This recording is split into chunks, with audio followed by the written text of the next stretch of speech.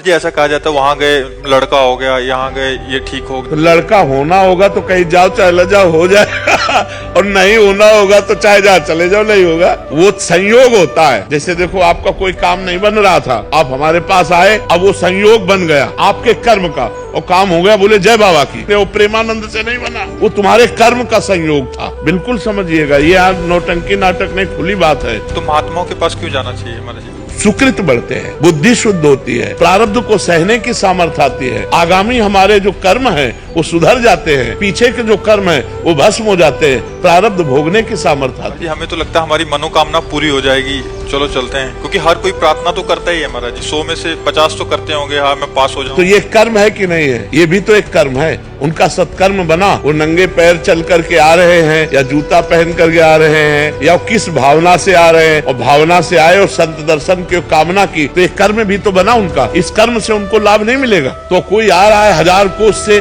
कोई 500 कोस से सवारी में धक्का खाते हुए ऐसे, और रोड में किनारे खड़ा है रात्रि भर, तो ये उसका तपस्या नहीं बनी, ये उसका परम पवित्र कर्म नहीं बना। अब ये कर्म कामना पूर्ण कर दे तो प्रेमानंद उसमें कहाँ है? ये उसका कर्म है, ये उसकी मेहनत है, ये उसकी भावना है, ये उसकी श्रद्धा है, ना कि हम है। अब उसको लगेगा कि हम प्रेमानंद के दर्शन के हमारा काम बन गया। नहीं, तुम्हारी मेहनत, तुम जो सैकड़ों किलोमीटर चल करके आए और खड़े रहे घंटों और फिर इसके बाद दर्शन हुआ, तुम्हें आनंद लगा, ये तुम्हारा कर्म तुमको सुख दे रहा है। नहीं तो देखो अगर हमारा कर्म बिगड़ जाए तो हम कह रहे हैं फिर हमको कोई सुख नहीं दे सकता।